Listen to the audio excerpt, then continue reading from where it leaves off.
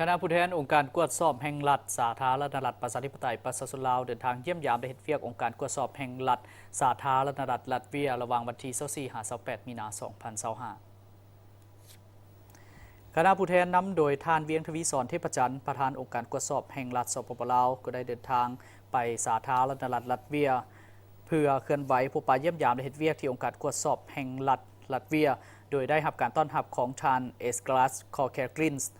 ประธานองค์การกวดสอบแห่งรัฐลัตเวียในการเดินทางและเฮ็ดเวียกในครั้งนี้นอกจากจะเป็นการเยี่ยมยามพบปะปกติของคณะนำของ2องค์การกวดสอบแห่งรัฐแล้วยังเป็นการประกอบส่วนอันสำคัญเข้าในการเสริมขยายสายพัวพันธ์มิตรภาพและการร่วมมืออันดีงามของ2ประเทศก็คือการเสริมขยายสายพัวพันธ์ทางการทูตครบรอบ30 ปีในกองประชุมพบปะ2ฝ่ายครั้งนี้คณะผู้แทนทั้ง2ฝ่ายก็ได้แจ้งเกี่ยวกับสภาพการพัฒนาเศรษฐกิจสังคมและเคลื่อนไหวที่พ้นเด่นของเวียกงานกวดสอบ